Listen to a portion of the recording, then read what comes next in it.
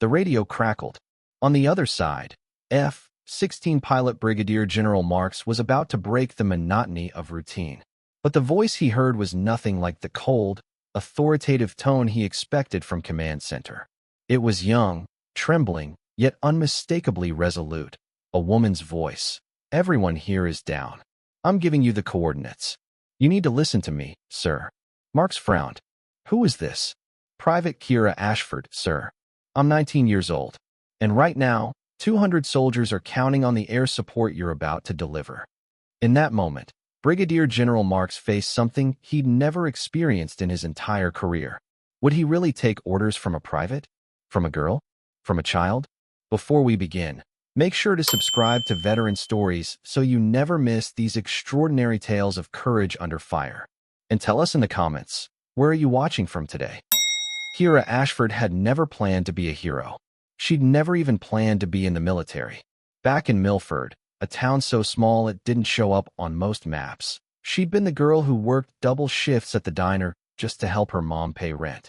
Her father had died when she was 12, a construction accident that left the family with nothing but debt and silence. The insurance company found a loophole. The bank found a reason to foreclose. And Kiera found herself working 60-hour weeks at 17 just to keep the lights on. At night, she'd sit in her car outside the recruitment office, engine idling, radio playing static because she couldn't afford to fix it. She'd watch soldiers walk in and out, their uniforms crisp, their postures straight, their lives seemingly ordered in a way hers never had been. She'd tell herself she was just curious. But deep down, she knew the truth. She was looking for an escape route. At 17, she'd watched the recruiter's office from across the street for 3 months before finally walking in. Not because she believed in glory, not because she wanted adventure, but because she needed a way out. And the Army offered structure, a paycheck, and something her life had lacked for years: purpose. The recruiter, a kind-eyed woman named Sergeant First Class Dalton, had looked at her across the desk and asked one question: "Why are you here?" Kiera had almost told the truth. Almost said, "Because I'm drowning and I need someone to throw me a rope." Instead, she'd straightened her shoulders and said, "Because I want to serve." Dalton had smiled, not unkindly. "That's a good answer. But let me tell you something, kid. Service isn't about what you want. It's about what you're willing to give when no one's watching." Kiera hadn't understood that then, but she would. Boot camp had been brutal.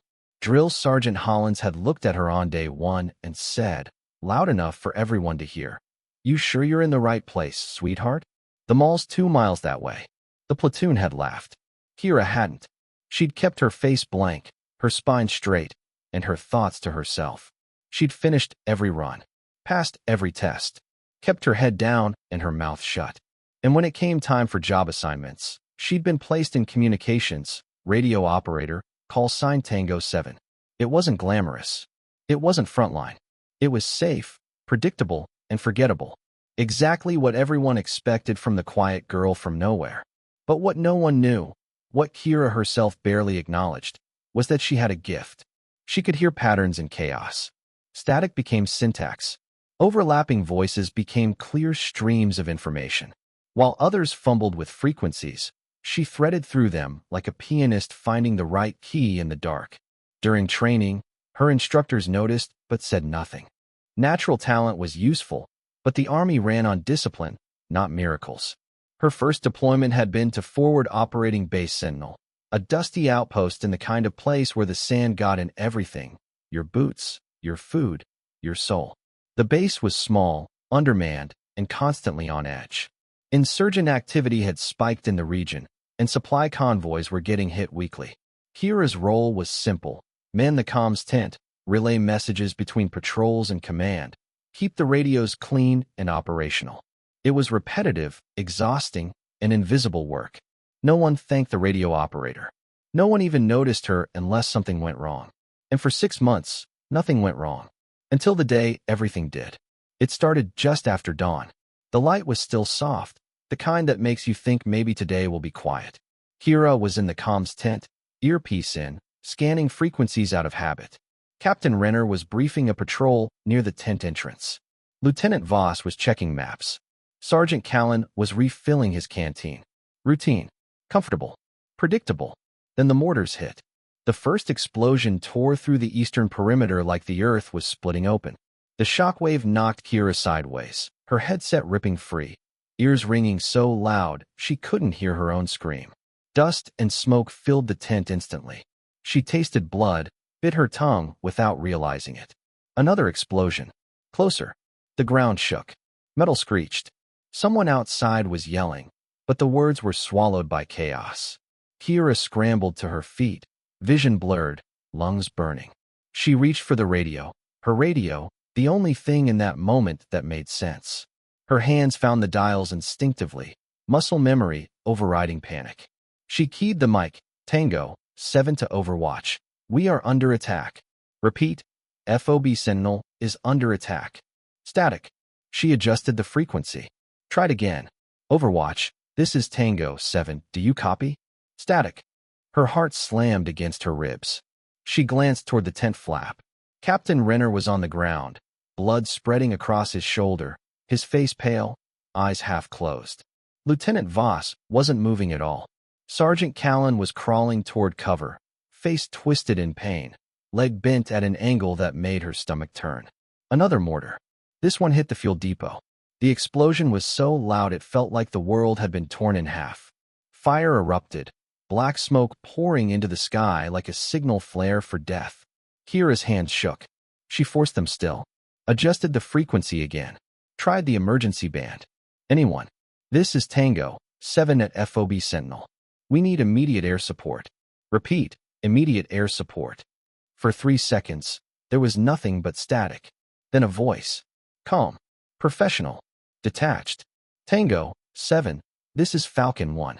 We copy your distress. Stand by for command verification. Kiera's breath hitched. Falcon 1. There's no time for verification. We're being overrun. Tango, 7. Protocol requires. Protocol is dead, she snapped, voice cracking. Captain Renner is down. Lieutenant Voss is down. I'm the only one on comms. If you don't help us right now, 200 soldiers are going to die. Silence. Then, quieter, almost uncertain. Tango, 7. Who am I speaking to? She swallowed. Her throat felt like sandpaper. Private Kiera Ashford, sir. Another pause. Longer this time. Private, how old are you? 19, sir. The silence that followed felt like judgment. But then, cutting through the static and smoke and fear, came 4 words that changed everything. Copy that, Private. I'm listening. Because Brigadier General Marks wasn't just any pilot. He was a man who'd flown combat missions in 3 wars. A man who'd trained with the best, commanded the best, and never took orders from someone who hadn't earned the right to give them. He'd lost friends in the cockpit. He'd made decisions that saved lives and decisions that haunted him. And now he was supposed to trust a 19-year-old girl he couldn't see, whose voice was shaking, whose credentials were non-existent. Tango, 7. Mark said, voice clipped. I need confirmation from your commanding officer before I can engage. My commanding officer is unconscious, sir, Kiera said, glancing at Captain Renner, who still hadn't moved. And if you wait for confirmation, we'll all be dead. Marks exhaled slowly. His fingers hovered over the weapons system. 15,000 feet below, smoke was rising from a dozen points. His radar showed movement, signatures consistent with enemy vehicles and mortar teams. But without proper authorization, without verified coordinates, he could just as easily kill friendlies as hostiles. Private, do you understand what you're asking me to do? Yes, sir. If I drop ordnance on the wrong coordinates, I could kill our own people. I know, sir. And you're telling me you can give me accurate targeting information right now? Under fire, with no support? Kiera looked around the tent. Smoke. Blood. Chaos. Her hands were still shaking, but her voice, somehow, wasn't. Yes, sir. I can. Marks closed his eyes for half a second. In his mind, he saw the faces of every pilot he'd ever trained, every soldier he'd ever commanded. He thought about the manual, about procedure, about everything that was supposed to keep people alive. And then he thought about the 19-year-old girl on the other end of that radio who was asking him to trust her with 200 lives. He keyed his mic. Give me the coordinates. Kiera grabbed the map, her fingers smudged with dirt and blood. She traced the perimeter, identified the mortar positions based on the pattern of impacts. Her mind raced, calculating angles, distances, firing arcs. She thought about every training exercise, every simulation, every time an instructor had barked at her to be faster, more precise, more certain. Falcon 1. Targets are clustered along grid November 7-4-2, approximately 300 meters northeast of our position. Mortars and likely RPG teams. Danger close. Danger close, Marks repeated, voice tight. Private, that's within fragmentation range of your own position. I know, sir. If I'm off by even 50 meters. You won't be, sir. Her certainty surprised even herself. It wasn't bravado. It wasn't recklessness. It was something deeper, something forged in the 6 months of listening to chatter, tracking movements, learning the rhythm of a battlefield through sound alone. Marks banked the F-16, lining up the approach. His HUD painted the coordinates in glowing green. Everything in his training screamed at him to abort, to wait for proper confirmation, to follow protocol. But something in that girl's voice, that impossible, ridiculous confidence, made him trust her. Tango 7, ordnance inbound. Get your people under hard cover. 30 seconds. Kiera dropped the mic and ran outside. Everyone down. Airstrike inbound. Get to the bunkers now. Soldiers who could move, moved. Those who couldn't were dragged. Kiera grabbed Sergeant Callan under the arms, ignoring his scream of pain, and hauled him toward the nearest shelter. He was twice her size, his gear adding another 50 pounds, but adrenaline made her strong. She counted in her head. 20 seconds. 15. 10. The F-16 screamed overhead, so low she felt the jet wash in her bones, so loud it drowned out even her heartbeat. Then the world erupted. The explosion was massive, precise, devastating. The mortar positions vanished in a cascade of fire and shrapnel. The shockwave knocked Kiera flat, ears ringing all over again. But when the smoke cleared, the incoming fire had stopped. Silence. Not peaceful silence. The kind that follows violence. The kind where you check if you're still alive. Kiera crawled back to the comms tent, grabbed the mic with trembling hands. Falcon 1. Direct hit. Threat neutralized. Thank you, sir. Marks exhaled a breath he didn't know he was holding. Copy that. Tango 7. Good work. But Kiera wasn't done. Because the attack wasn't over. And neither was her nightmare. 10 minutes later, just as medics were starting to move, just as people were beginning to believe they might survive, the radio crackled again. Tango 7, this is Overwatch. We're picking up movement on your western perimeter. Multiple vehicles. Estimate 40 to 50 hostiles inbound. ETA 3 minutes. Kiera's stomach dropped. Her hands, which had just stopped shaking, started again. Falcon 1, did you copy that? Copy, Tango 7. I'm at Bingo Fuel. I've got one more pass, maybe 2, then I have to RTB. 1 pass. Against 50 fighters. She looked around. Half the base was wounded. Ammunition was running low. Captain Renner was being loaded onto a stretcher, still unconscious. Lieutenant Voss was dead. The command structure was gone. And she was the only one on the radio. Falcon 1, she said, voice steadier now. I need you to buy us time. Private, I can't hold off 50 fighters with 1 pass. You don't have to hold them off, sir. You just have to slow them down long enough for reinforcements to arrive. What reinforcements? I'm about to find out. Kiera switched frequencies, cycling through bands she'd memorized during training. She found the convoy channel, supply trucks that had been delayed due to the attack. Convoy Alpha, this is Tango 7. What's your ETA to FOB Sentinel? Tango 7, we're 12 minutes out. What's your status? We're about to be overrun. I need you here in 8 minutes. Can you do that? A pause. Then, we'll try. Kiera switched back.